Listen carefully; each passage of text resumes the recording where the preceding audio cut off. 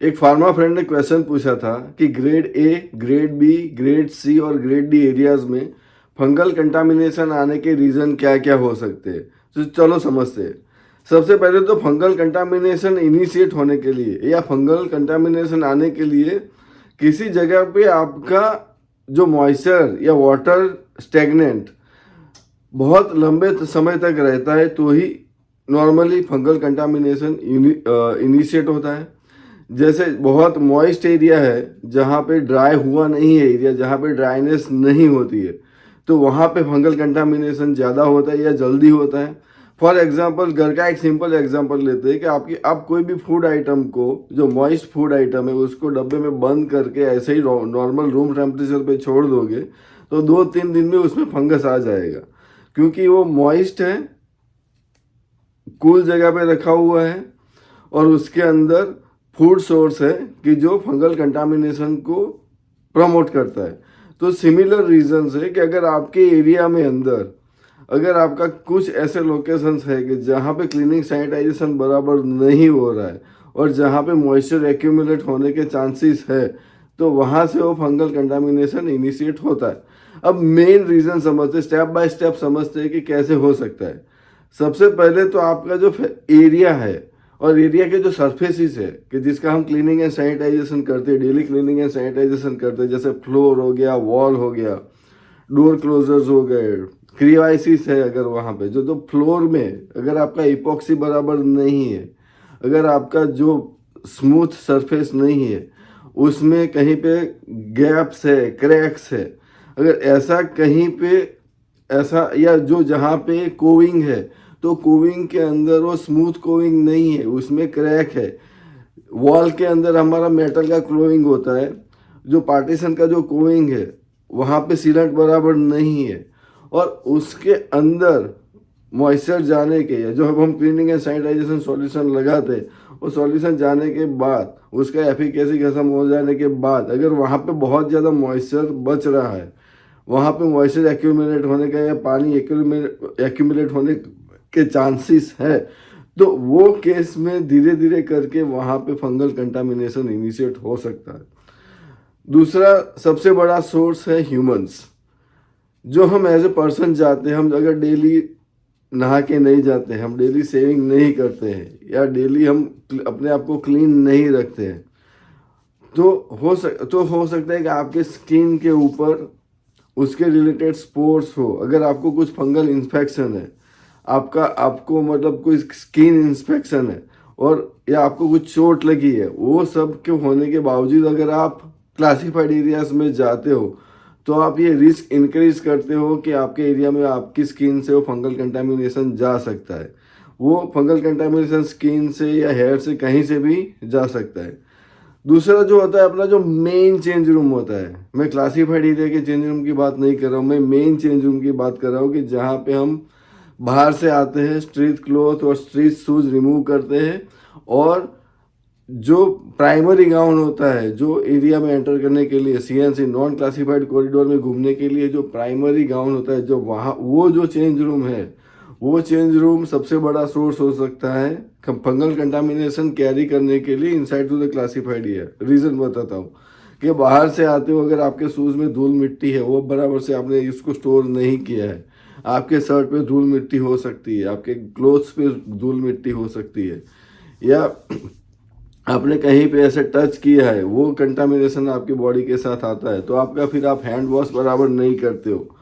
वो क्लोथ बराबर क्लीन नहीं है, या फिर अब आप जब गाउन प्रैक्टिस करके जाते हो तब बराबर से cleaning and sanitization practices follow नहीं करते हो, तो हो सकता है कि जो वो चेंज रूम का जो कंटामिनेशन है वो आपके प्राइमरी गाउन पे आके फिर वो एरिया तक जा सकता है। तो इसलिए प्रॉपर सेग्रीगेशन होना ज़रूरी है कि जो आपका स्ट्रीट क्लॉथ कहाँ पे रिमूव करते हो, उसके बाद क्लियर कट एक बैरियर चाहिए, या दूसरा चेंज रूम चाहिए, या change over cross over bench चाहिए कि जिसकी वजह से वो कंटामिनेशन क्रॉस होके आपका क्लीन साइड पे ना आए। डिफरेंट लेवल एक से ज़्यादा चेंज रूम है तो जल्दी हेल्प करता है कि आप एक रूम में प्राइमरी जो आपका स्ट्रीट क्लॉथ रिमूव करते हो, फिर आप दूसरे चेंज रूम में जाके वहाँ पे क्लीन गारमेंट्स पहनते हो, तो एक एश्योरेंस आता है कि आप वो कंटामिनेशन कैरी नहीं कर रहे हो। फिर तीसरा रीज़न है improper cleaning and sanitization practices. अगर एरिया का एज पर शेड्यूल फ्रीक्वेंसी आप क्लीनिंग एंड सैनिटाइजेशन नहीं करते हो, या कुछ कुछ जगह पे जो डिफ़िकल्ट टू क्लीन एरियाज है, जैसे मशीन के नीचे का एरिया है जो डिफ़िकल्ट टू रीच है, या फिर मशीन का पीछे का एरिया है जो डिफ़िकल्ट टू रीच है, तो अगर ऐसे एरियाज है कि जो आप उसको बराबर से क्लीनिंग एंड सैनिटाइजेशन नहीं कर रहे हो, तो वहाँ पे फिर धीरे धीरे करके अगर उसमें कंटामिनेशन बिल्टअप होता है तो फिर पॉसिबल है कि वहाँ पे भी फंगल कंटामिनेशन आपका जनरेट होगा। चौथा रीज़न है कि आपका कौन सा आप क्लीनिंग एंड सैनिटाइजेशन यूज़ कर रहे हो, तो वो अगर cleaning and sanitization solution properly validated नहीं है, या फिर आप उसको प्रॉपर कॉन्सेंट्रेशन में नहीं बना रहे हो। कभी कभी क्या होता है कि फॉर एग्जांपल 70% IPA बनाना है, तो आप प्रॉपर मेजरमेंट नहीं लोगे तो हो सकता है कि उसका कॉन्सेंट्रेशन प्रॉपर नहीं बनेगा, और हो सकता है कि उसका एफिकेसी फिर उतना नहीं रहेगा जितना हमने वैलिडेट किया है। ये IPA का जस्ट एग्जांपल है, लेकिन आपकी कंपनी में आप जो जो भी cleaning and sanitization sporicidal solution use करते हो, तो उसको आपको प्रॉपर कॉन्सेंट्रेशन से प्रॉपर मेजरमेंट के साथ बनाना है। तीसरा है, पांचवा रीज़न है आपका क्लीनिंग एंड सैनिटाइजेशन प्रोग्राम वो कैसे डिज़ाइंड है। फॉर एग्जांपल आपको जो फ्लोर एरिया है, इक्विपमेंट है, वो आपको वॉल से और डेली क्लीनिंग करना है। फिर आपको सीलिंग, डोर्स, ये सब वीकली क्लीन करना है। तो वो अगर जो आपका ये प्रॉपर डिज़ाइन नहीं है, उसमें कहीं पे आपके गैप्स आ रहे हैं, या फिर जो उसका क्लीनिंग एंड सैनिटाइजेशन का जो प्रोसीजर है वो बराबर से डिफाइंड नहीं है, तो हो सकता है कि आप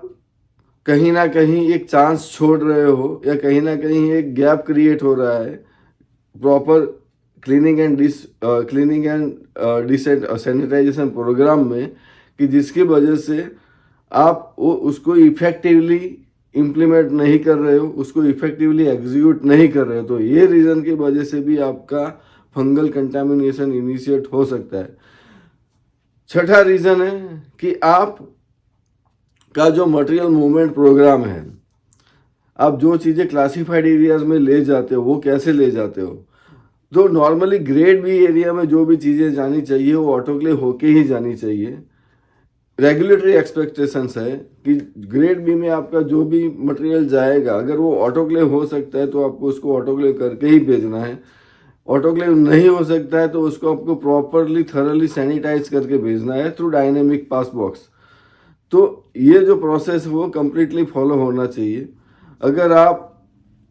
नॉन स्टरीलाइज्ड और नॉन सैनिटाइज आइटम अगर उस ग्रेड बी में ले जाते हो, और वो पहले से उसमें कंटामिनेशन कैरी करके आ रहा है कि जो हमने ऑटोक्लेव के थ्रू या सैनिटाइजेशन के थ्रू हमने रिमूव नहीं किया है, तो फिर वो ग्रेड बी में जाके वहाँ पे वो फंगल कंटामिनेशन आने के चांसेस है।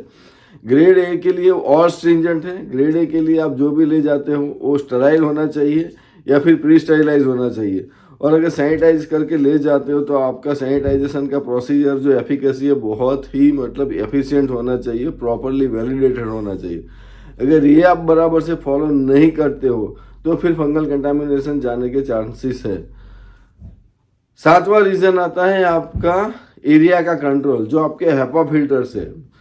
ग्रेड ए के अंदर जो लैमिनार एयर फ्लो है और जो एरिया में जो हेपा फिल्टर्स है उसमें अगर कहीं पे लीक है, तो हो सकता है कि वो लीक से बाहर का कंटामिनेशन एरिया में आएगा। फिर आपका अगर वो क्लीनिंग एंड सैनिटाइजेशन प्रोग्राम से वो बराबर से रिमूव नहीं हो रहा है तो फिर वो फंगल कंटामिनेशन आने के चांसेस है।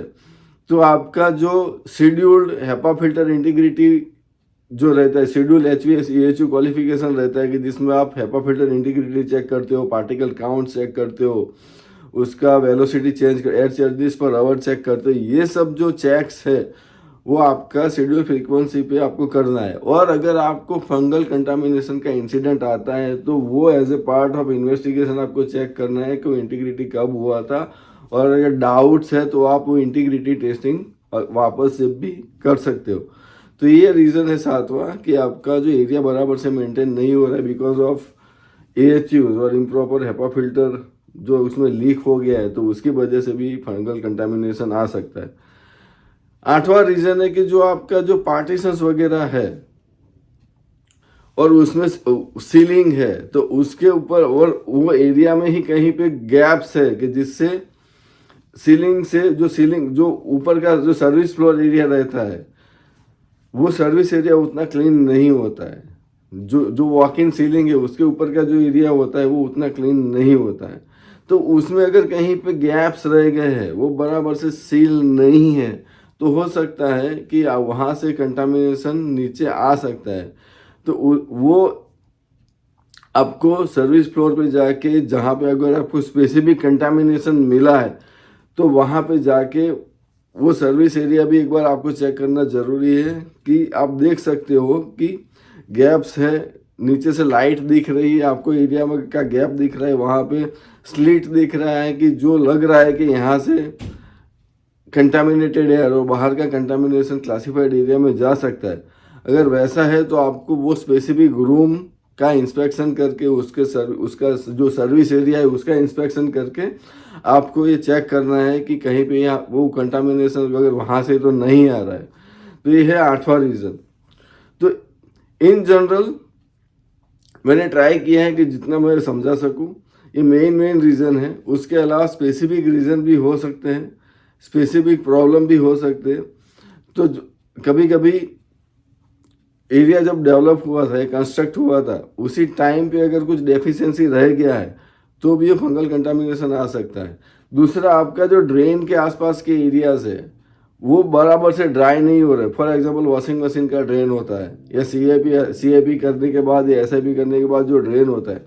वहाँ पे वो ड्रेन प्रॉपरली डिज़ाइन नहीं है और उसके आसपास पानी जमा रहता है, तो वो भी धीरे धीरे एक फंगल कंटामिनेशन का सोर्स हो सकता है। इपॉक्सी पे कहीं पे क्रैक्स लग गए तो वहाँ पे भी धीरे धीरे कंटामिनेशन इकट्ठा होके फंगल कंटामिनेशन जनरेट हो सकता है। तो ये मेन रीजंस है कि जिसकी वजह से फंगल कंटामिनेशन आ सकता है। मुझे और कुछ भी पता चलता है तो मैं नेक्स्ट वीडियो बना के बताऊंगा। आपको भी कुछ आइडिया तो आप कमेंट सेक्शन में डाल सकते हो, कुछ क्वेश्चन है तो आप कमेंट सेक्शन में डाल सकते हो। मेरा चैनल फार्मामैन मैंने नॉलेज शेयरिंग के लिए क्रिएट किया है, और आपको मेरे वीडियोस अच्छे लगते हो तो आप अपने फार्मा फ्रेंड्स को शेयर कर सकते हो, मेरा चैनल सब्सक्राइब कर सकते हो, और जितना आप शेयर करोगे उतना मुझे हेल्प मिलेगा कि नॉलेज ज़्यादा से ज़्यादा स्प्रेड कर पाऊँ।